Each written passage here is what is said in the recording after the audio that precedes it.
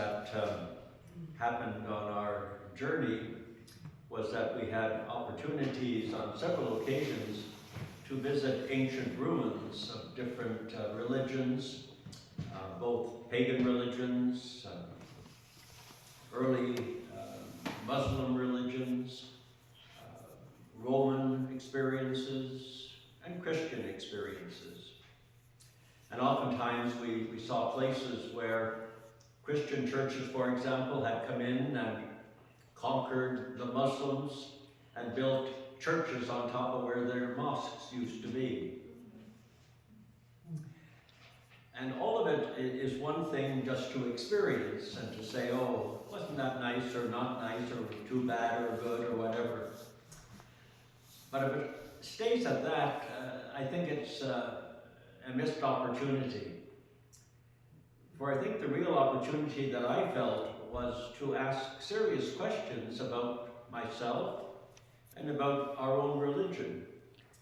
And one of the questions that kept coming to mind is, I wonder 2,000 years from now, when people look back on us, what will they say? What will they say about us? Will they say, oh, we continue to do what they did? Or will they look back on us and say, you know, they used to go into that building over there and they used to pray to God and they'd bring up money and offer it to God, and wasn't that nice? But now our religion is, who knows what it's going to be 2,000 years from now? And I'm not suggesting that it'll be different.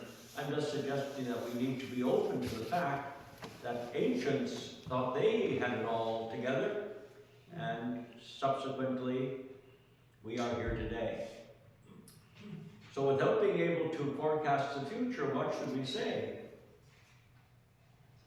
Well, I think simply on this All Saints Sunday, we have to do our best to be saints right here and right now, and to do our best to make our world what God dreams it to be, and not worry about tomorrow, not worry about what we will be or not be, not worry even about what this church will be, but to take the opportunity that we have today to live the message that Jesus teaches.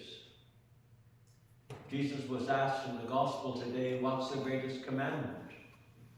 He didn't say, get to church on Sunday. He didn't say, put 10% of your offering into the collection. He didn't say, fast from meat on Friday. He said, love God with all your being, your whole heart, your whole mind, your whole spirit, your whole energy. Focus on nothing but loving God. And then he said, but the second is just as important. Love your neighbor as yourself. So all that other religions did in the past, all that we do today, to satisfy a God somehow in our understanding, their understanding was different perhaps from our understanding, all of it is nice, but it's not important. As important to love God, however we understand God, and to love our neighbor as ourselves. That's the challenge. All the rituals, all the rites, all the debates about who's right and who's wrong doesn't really matter a whole lot as long as we have love in our hearts, and as long as we take that love and translate it into service.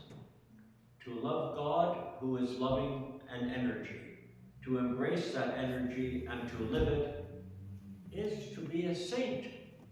Right here, right now, 2024. And what 21-24 will be or 22-24 will be, doesn't really matter. What matters is what we are able to accomplish right here, right now, in our own time.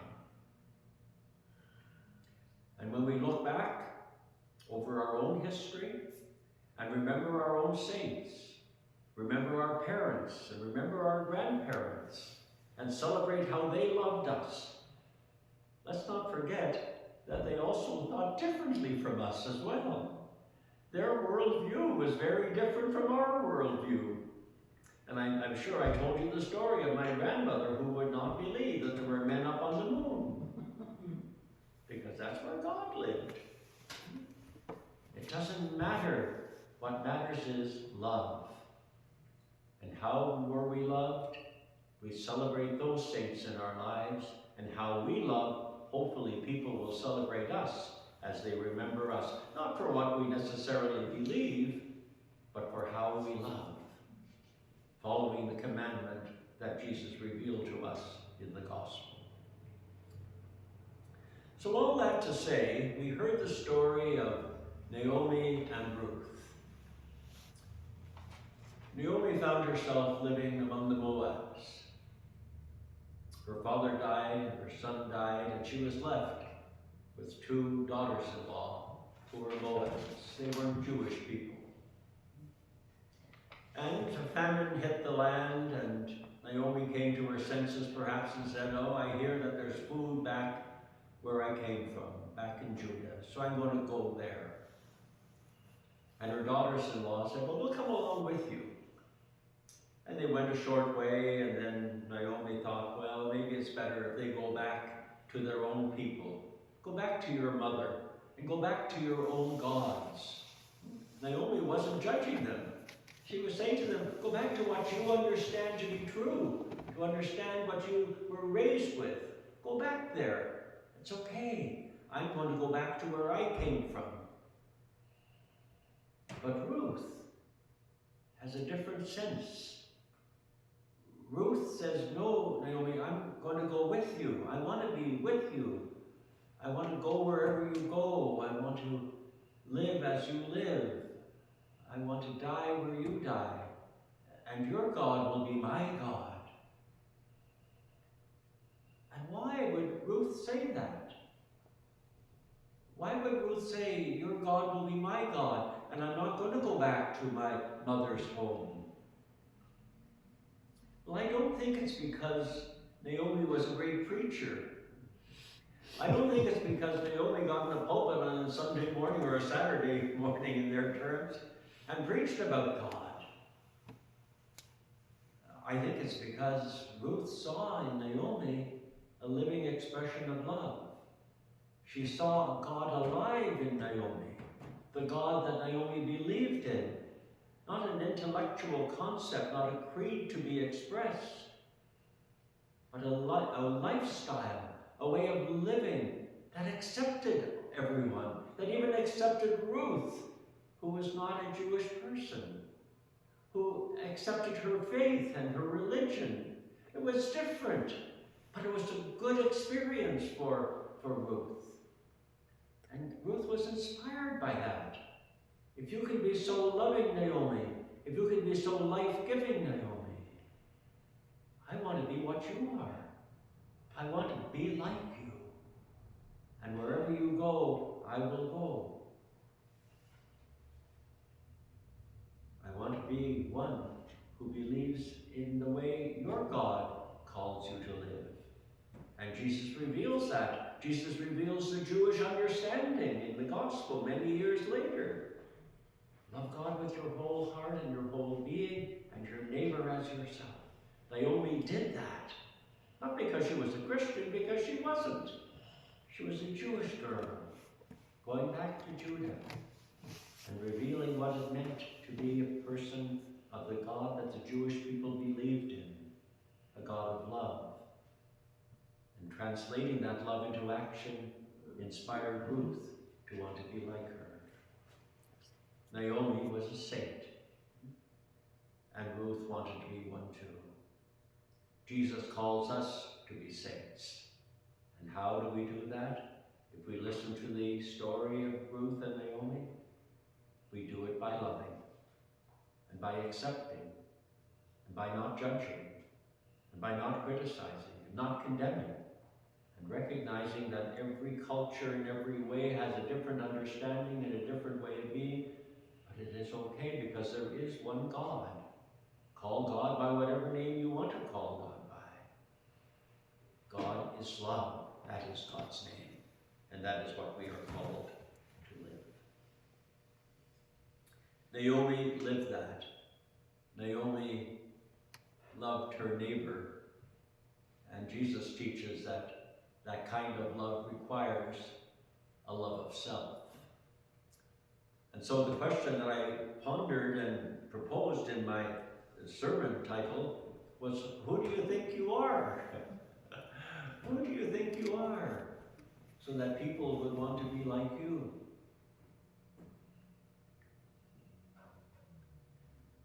I've suggested to us on several occasions that we need to remember that from the beginning of it all, the breath of God breathed into the nostrils, and God's Spirit brought alive the human family. We are the dwelling place of God's Spirit. That's who we are. And if we don't believe that, then we are missing the opportunity to reveal God to our neighbor. That's what I'm trying to suggest to us in all my sermons, is that the God that we are calling our Creator is a God who has entrusted to us a commandment. Love your neighbor as yourself.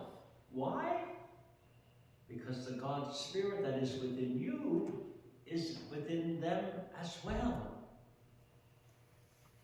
If you believe, if you understand who we are, who you are, who I am, and the breath of God is within me and within you, I can't believe that unless I believe it about the other as well. And that's why we have to love our neighbor as we love ourselves. But we have to love our true self, which is the dwelling place of God's Spirit. And if I can believe that about me, then I'm stuck with believing it about everybody else. And if I believe it about everybody else, then I can be busy about being a saint, calling out of that person the goodness that is within them. Saint acts in response to the goodness of God in creation. As I was thinking about the story of Adam and Eve that I referenced a couple of Sundays back, and God breathing into the nostrils of Adam, I was reminded on our trip when one of the commentators that we had on the ship, he used to give not a lecture really, but a little talk about the next place we were going to visit. And he talked about the ancients and the ruins and whatnot, and going back, centuries and centuries and centuries and centuries. And then as an aside, he said, well, so much for those who believe that it's all only 6,000 years old. Which inspired me to say, the story that I related to you about God breathing into the nostrils of Adam and Eve is really something about 6,000 years old in terms of the scripture. So I said, oh God, as I think about it, the breath of God's breathing into life wasn't just into Adam and Eve. It was into the first molecule that began to come alive. All of creation is imbued with the Spirit of God. We who are humans have the consciousness to understand that. But the consciousness to understand that should also lead us to say, all of God's creatures, all of that beauty around us needs to be cared for, needs to be loved, because God's Spirit is within them as well. And part of what I did on the trip was read a book about native spirituality, and it was a novel. And it just reminded me how native people understood that and continue to understand it. That creation is sacred. And God is to be found in all of that. As I was pondering all of those things, I was reminded of a television program that I saw a few months ago, Bull. Do any of you watch Bull? But Bull is a trial scientist, and he's interested, his company is interested in helping people who are on trial win their cases, and he does it by sorting out, pros and cons of who to accept as jury members and so forth, and tries to select or influence who gets selected to be on the jury and so forth. But anyways, that's not the point of what I'm saying. There was a story that was in one of his episodes about a young boy who murdered his brother, his own brother. A young boy murdered his young brother. And what Bull did in interviewing that young boy was yawn. Wait, did he yawn? And he noticed that the young boy didn't yawn back. Now think of it, when you're with people and they yawn, do you yawn? Yeah. And what Bull is his name, by the way, Dr. Bull. What Bull said, that boy didn't yawn back. That boy doesn't have empathy. That boy doesn't feel. That boy doesn't relate to the other person. And so he killed his brother because his brother was a nuisance and didn't affect him at all because he wasn't emphatic. He had no empathy towards his brother. So then I thought, taking that story and putting it into the context of what I was preparing for my sermon is,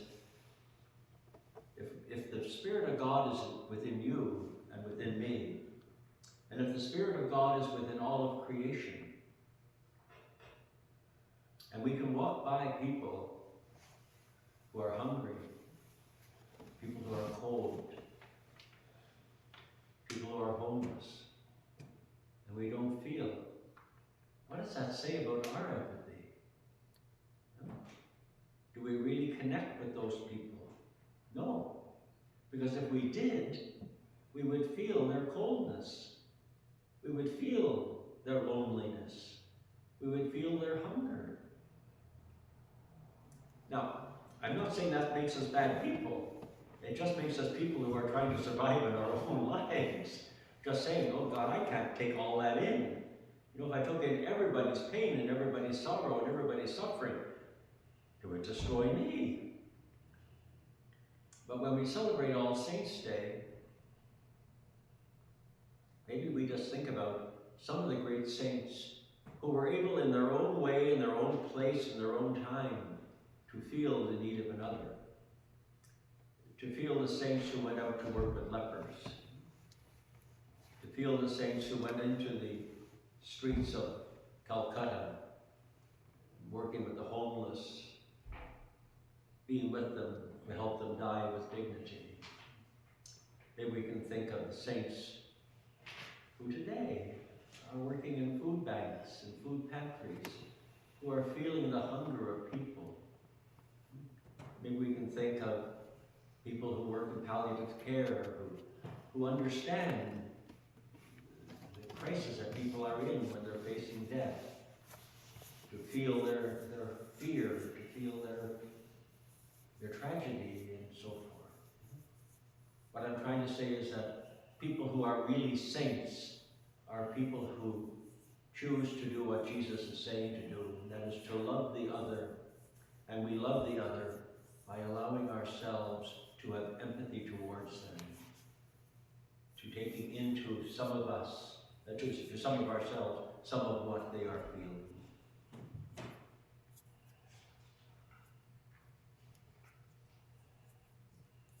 And all of this to say, when we do that, we might want to think, well, you know, I'm caring for you because I want to reveal God to you. That's part of it. But the other part of it is, when I care for you and I love you, just like Ruth and Naomi. Ruth loved Naomi back.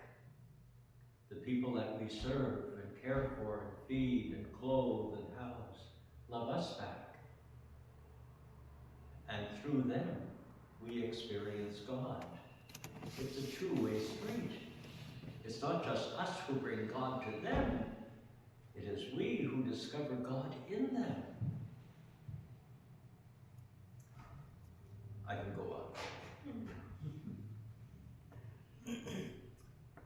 Suffice to say that saintliness is about embracing all as best we can, encouraging all to experience God by loving them, and inviting them to love in return, not by talking about our faith as much as by living our faith, by allowing ourselves to be like Naomi, not preaching about what the Jewish people believed, but by simply loving as they were called to love. And hopefully inspiring people through our way of life to live as we live and to join us in the mission. Heart, mind, and spirit, with all our hearts to love. And I think ultimately that's what being a saint is all about. Here ends the ramble for today.